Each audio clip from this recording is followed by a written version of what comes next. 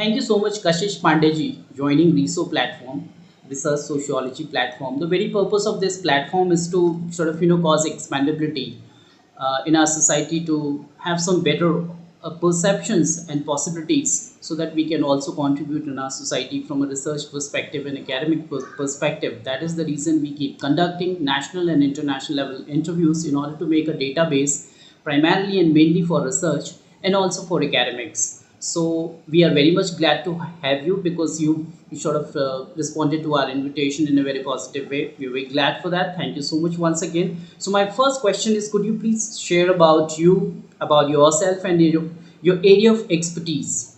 Sure. So to begin with, I hail from Gurugram. I did my bachelor's in psychology and philosophy from GGF and Mary College, University of Delhi. Post which I pursued my master's in counseling psychology itself. And then I worked in several different setups, including Fortis Hospital as a junior intern. And then I have also worked in moolchand medcity as a senior intern in the Department of Psychiatry itself. And post that, I worked as a psychology teacher in Basan Valley Global School. I was also working as a research assistant in manav rachna when I started with my PhD journey. And currently, I'm working as an assistant professor of psychology at KR Mangalam University.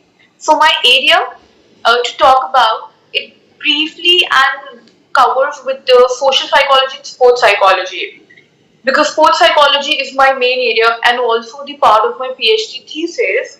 Therefore, most of the publications which I have and the papers which I have published include the area of sports psychology itself.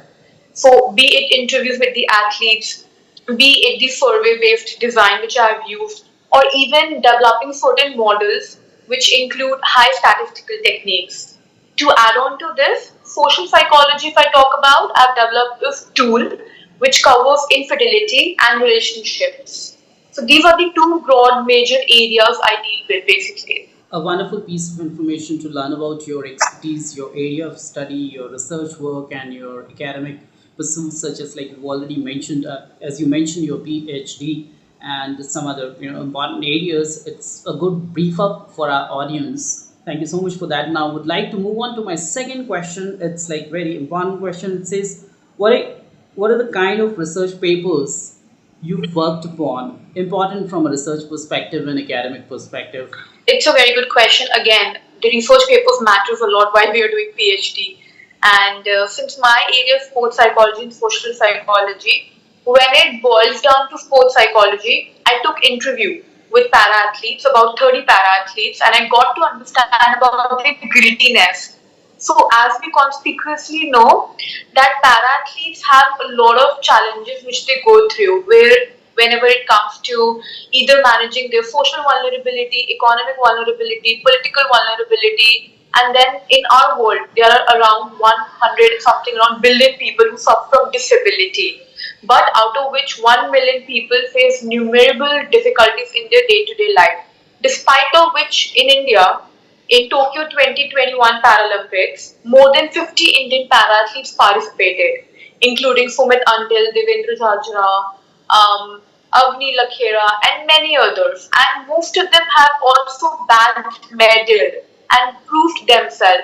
So I, as a researcher, was inquisitive to understand what pushes them, what compels them to come out of their comfort zone, to break the stigma around disability, and to work towards their journey wherein they get medals at Olympics level. That was one of the research papers I worked upon. Another one was to understand how the intriguing combination between metacognition and performance, grit and performance, along with other variables such as self-efficacy, have shaped performance. So I, as an athlete, do I have the efficacy to get medal for my country? Do I have the required support to, in order to just groom myself and get inspired, get that encouragement, and again get medal for the country? Do I have what it takes to be? Can I think about my own thinking also as an athlete? Because what we as coaches usually in India focuses on the physical skills, but we as psychologists try to understand the mental skills as well. So this was one another part of my research wherein I was trying to understand various psychological facilitators impacting performance, so on and so forth. So some of the papers have the same similar constructs like metacognition, grit, social support, self-efficacy, along with others such as stoicism, emotional intelligence, just to name a few. Great. Thank you so much for updating your information and your kind of data, which seems to be more of a qualitative data. At the same time, there is a bit of. And now, I'd like to move on to my third question. It's again one question. It says, "What are the implications of those research papers in the present day society? How do they have their compatibility in the present context?" Again, speaking of the implications, as a psychologist, psychology plays a very important role in sports. So currently in India, there's a lot of stigma attached to athletes going to the counselor or psychologist and seeking mental health consultations. So the implications would be, first of all, through my research, which I have presented in several national and international based conferences, I would like to advocate about the need for athletes to get their mental health checked, not because they are crazy, insane, or they have some issues, but because it is important for primary intervention. Basically, primary intervention would involve that in order to avoid any issues in the future, which could be body related issues, because they work a lot on their body. So sometimes in psychology we name it as, in clinical aspect we call it as body dysmorphic disorder. They might feel their one muscle is more heavy than the another muscle or more stronger than the other muscle. So to avoid such issues in the future, primary prevention is very important. For that, they need to visit to any psychologist. Another implication would be to come up with certain policy in India which focuses on the bottom up processing, that is not helping athletes psychologically when they reach on the top, that is at Olympics or Asian, but to start at a very grassroots level. So they do not face any hurdles while transitioning from junior to senior level. So these are some of the implications I have advocated through my research. Want to learn about your implications and kind of strategies that you mentioned with us, and I'm sure our audience would also draw benefits. Specifically, people, I mean, people who are very much active in terms of research and all. It's always good to see their perceptions, their knowledge, their understanding. Because if you want to hone up good understanding on research, it is important because it has to be alive. Possibility it has to be dynamic. You just cannot be armchair, theoretical orientations, catching up, picking up in your pockets and become a researcher. You must be outgoing. You must be there in the field. You must be sort of looking for information. It may be both quantitative and qualitative. This is what I learned, though I don't have, I mean, personal understanding on your subject. But thanks a lot updating us. Now, would like to move on to my fourth question, important question, ma'am. It says, why are the athletes resistant to approach sport or any other psychologist? What's the reason at the back of it? Lack of awareness, number one, again, because hardly athletes talk about their problems to the psychologist. They talk about, they discuss with their other athletes, they discuss with coaches sometimes, whenever coaches have that confrontational attitude, only then. Otherwise, they keep it to themselves. They hardly go to any psychologist because they feel the psychologist is someone who is, far fetched. It's someone who is very professional in their eyes, someone who might treat only those people who are either insane or crazy, which is not true again. It's actually the lack of awareness and the lack of knowledge which is there on the part of in the area of sports, and also not many stakeholders in the sports industry are making active efforts to educate the athletes the importance of mental health. We all know that there's a lot of campaign and awareness done related to WADA, NADA, anti-doping, but why not about mental health? It's grooming, but in abroad it's grooming a lot, but in India it's yet to be taken at a, yet to be taken to miles and yet to be worked upon really, really hard. So that is something which needs thorough attention and it warrants attention at the same time. I really mark the word mental health, and it's important because a lot of us go through mental health issues, and as lay people, academicians, researchers, different domains we are functioning. It may be administrative organizations or sport people.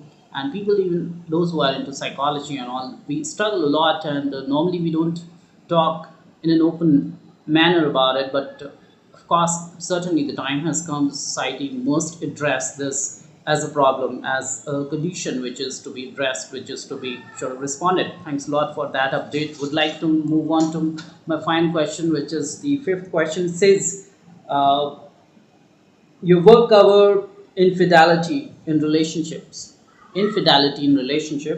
as well as share your insights of your field work and the results you've arrived at.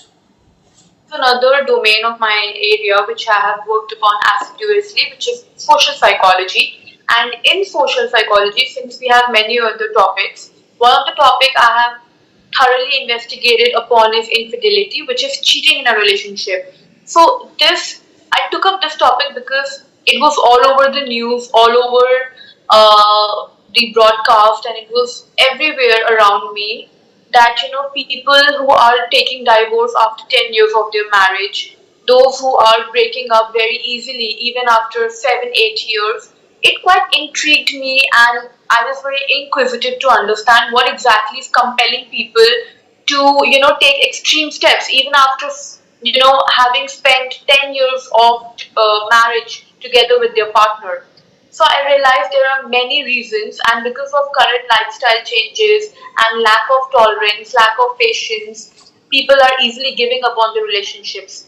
And various moderating and mediating factors come into account, especially a lot of OTT platform show that how we can have other options available, how instead of monogamy, polygamy relationships are very much in, quite of aping the Western concept of being in a relationship. Many other options of relationships have opened up, like fluid relationship or even other type of relationships, like such as friend with benefits. So people get this whole idea, they absorb it, and then they try to experiment it, but they may not realize that their current relationship might suffer. Also, sometimes people cheat because they are, there is lack of emotional satisfaction in their primary relationship, or there's a lot of anger, guilt, or lack of sexual satisfaction. So this might compel people to cheat, but at the same time, as a researcher, I'm not defending those who cheat because it impacts the self-esteem of the victim.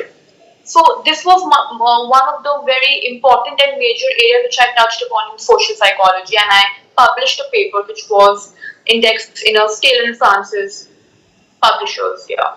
Thank you so much, Kashish Pandey. You've responded to 5 questions and important questions.